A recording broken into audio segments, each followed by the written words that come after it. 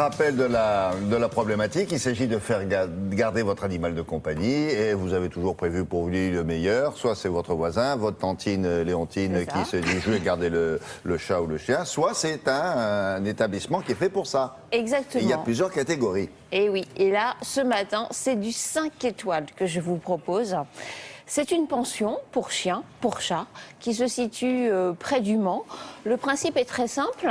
Évidemment, ils gardent vos animaux pendant les vacances, mais aussi si vous voulez tout simplement partir en week-end ou pour d'autres raisons, comme des hospitalisations, par exemple.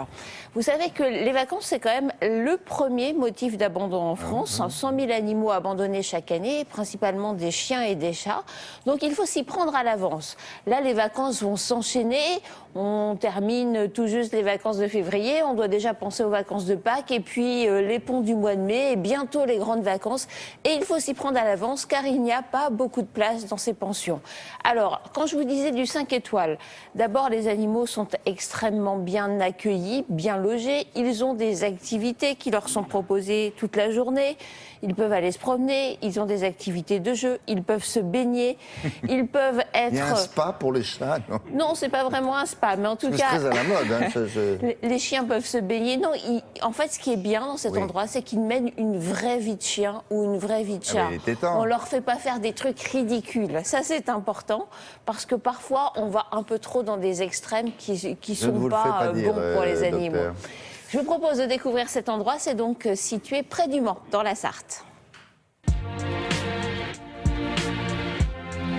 Nous accueillons dans notre établissement tout ce qui est chiens de toute catégorie, toute race, des chats et également des nacs.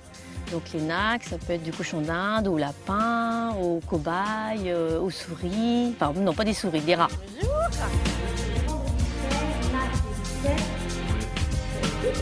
Moi, je les accueille principalement pour les vacances scolaires et les week-ends. Mais ça peut arriver également pour cause de déménagement, de maladies et causes professionnelles. Une fois que le chien est mis en place, il est ici, chez nous, donc on s'en occupe, il a ses propres affaires, l'odeur de la maison, l'odeur de son maître, mais il oublie. Il oublie son maître, totalement.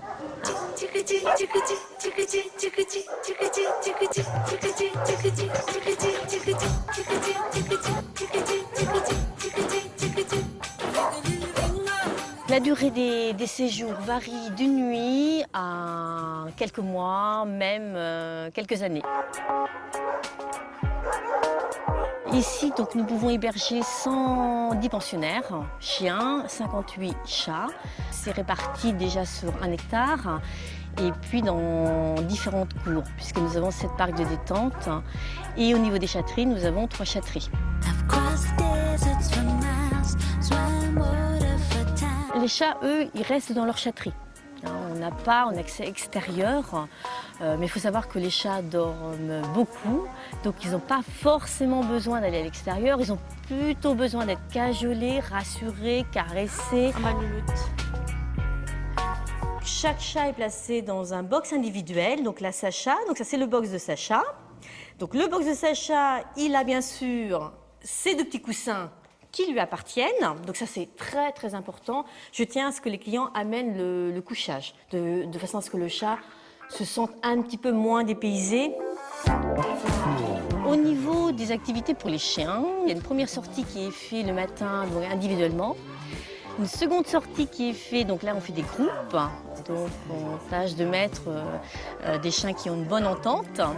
Et puis une troisième sortie, donc en fin de journée, et là c'est individuellement. Pendant les sorties, on joue avec eux, les congénères jouent entre eux, hein, c'est le but. Hein. Et puis on fait également des sorties extérieures. Lorsque le chien séjourne une première fois ici, quand il revient une seconde fois, il reconnaît les lieux dès l'entrée du village et le chien se rend directement dans sa cour habituelle. Parce qu'en règle générale, moi je place toujours les chiens toujours au même endroit. Ah, ils sont leur chambre réservée. Alors, ce qu'il y a, c'est que quand le maître vient, il ne veut pas repartir avec son maître. C'est ça, en fait, Il dit, je suis bien, là. c'est une colo pour chiens. Ils y sont bien. Franchement, c'est un endroit que je vous conseille, un cher, endroit à la journée découvrir. Alors, pour un chien, ça dépend de sa taille, c'est entre 13 et 14 euros par jour, par nuit. On parle de nuitée, comme à l'hôtel. Logé, bien sûr, ça on l'a Et compris. pour un chat, c'est 11 euros par jour. D'accord, il y a un vétérinaire à portée de main. Il y a un vétérinaire, il y a toute une équipe de gens très professionnels. Merci beaucoup. Merci. Voici la revue de presse de